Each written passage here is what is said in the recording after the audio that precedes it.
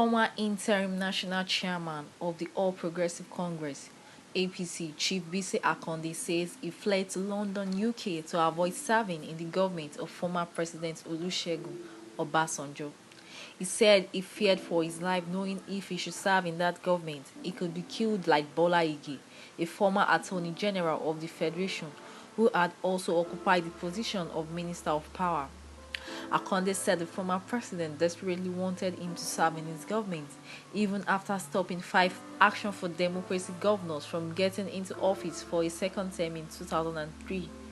Ige served first as Minister of Power and later as Minister of Justice under Obasanjo, who was president between 1999 and 2007. He was killed on December 23, 2001 at his residence in Ibadan, the Oyo State capital. Akonde spoke in his autobiography, My Participation, which was launched in Lagos last week. I was therefore surprised that after I had been rigged out in 2003, Obasanjo would not relent in his efforts to bring me closer to himself. I have heard of the story of Ken Saro-Wiwa, the novelist who was the leader of the Ogoni people of Rivers State, refused to serve under Sani Abacha, and that was why he was eventually killed along with 8 of his compatriots.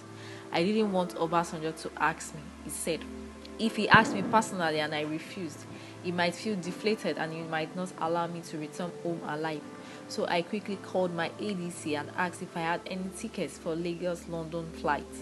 I asked him to book and confirm a seat for me immediately. I drove to the airport to quickly board a Virgin Atlantic flight to London without waiting for another from Chief Babalola. I got to London in the evening on May 30, 2003. Segun Oshoba phoned to tell me that I escaped without confiding in anybody. I didn't want anyone else to reach me in London. Therefore, I quickly moved to a resort in Black Sea and I arranged for my wife and daughter to join me.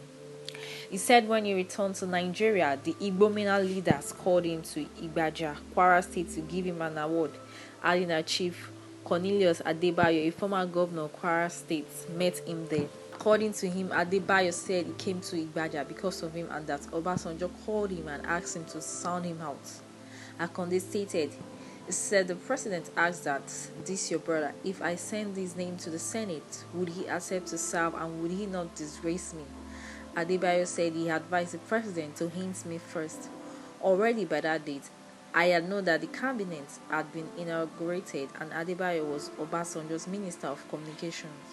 I made no comments, only to let him know I had not received any phone call from the president.